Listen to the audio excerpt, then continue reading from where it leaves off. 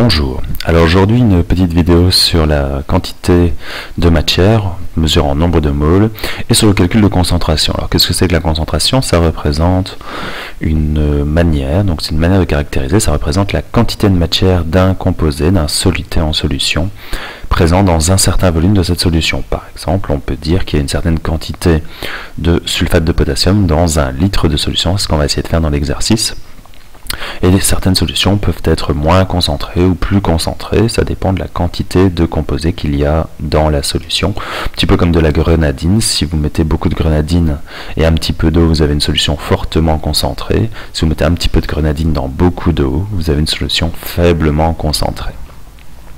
Alors la concentration, on peut la mesurer de deux manières. On peut utiliser comme manière de caractériser la quantité de matière, même si ce n'est pas tout à fait ça, sa masse, que l'on va mesurer dans les unités conventionnelles en grammes par litre de solution. Ça, c'est la première manière de faire.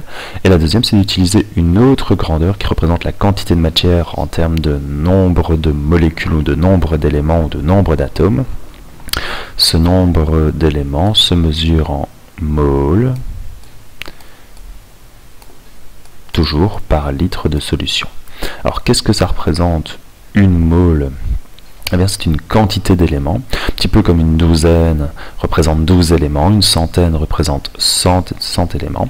Eh bien pour les atomes ou les molécules, comme ce sont des éléments très petits, eh bien on va retrouver beaucoup dans un litre de solution, et donc on doit utiliser une unité qui est très grande, et cette unité c'est la mole. Alors elle ne tombe pas juste entre guillemets puisqu'elle est définie par rapport à des grandeurs chimiques, mais elle représente 6,02 fois 10 exposant 23 éléments. Donc, dans une mole de sulfate de potassium, on retrouvera 6,02 fois 10 exposant 23 molécules de sulfate de potassium. Alors, pour l'exercice que l'on a ici, on va calculer la concentration de cette solution grâce aux deux unités, c'est-à-dire en grammes par litre et en moles par litre.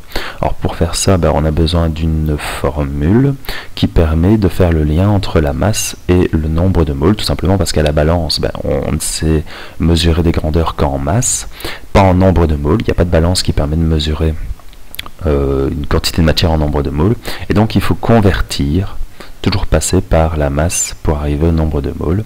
Et le lien que l'on a, c'est que la masse, c'est égal au nombre de moles fois la masse molaire.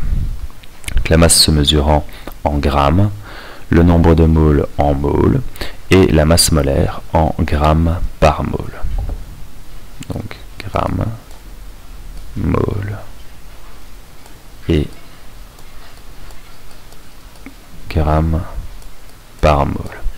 Alors pour l'exercice qui nous occupe ici, on donne une masse de sulfate de potassium de 8,7 grammes et un volume de 500 cm3. Alors un centimètre cube c'est un millilitre, ça représente la même chose. Et donc ça correspond, on va tout de suite le noter dans les bonnes unités, en litres, à 0,5 litres. Alors pour la première concentration que l'on va appeler la concentration massique, que je vais écrire CW, eh bien c'est la masse en grammes, 8,7 grammes,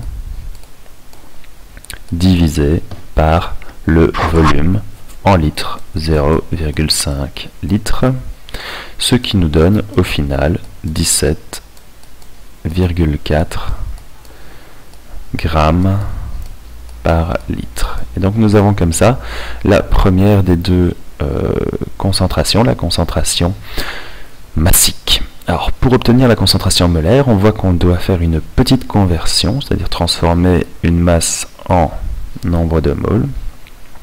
Alors je vais reprendre les données de départ, on pourrait retravailler à partir de la concentration massique, mais je vais repartir de la masse de départ. La masse de départ étant de 8,7 grammes, je vais transformer ma formule pour obtenir le nombre de moles, c'est-à-dire la masse divisée par la masse molaire, donc 8,7 divisé par la masse molaire de ma molécule. Alors la masse molaire de ma molécule, Pour l'obtenir, comment fait-on? On va simplement ajouter la masse atomique relative de chacun des atomes qui constituent la molécule. Donc ici K2SO4, 2 fois la masse du potassium qui est de 39, plus la masse du soufre qui est de 32, plus 4 fois la masse de l'oxygène, 4 fois 16. Alors la somme de tout ça, ça fait 174 grammes par mole, ce sont les unités de la masse molaire, et on obtient en nombre de moles 0,05 moles. Alors, il nous reste à trouver la concentration molaire. Alors la concentration molaire, c'est le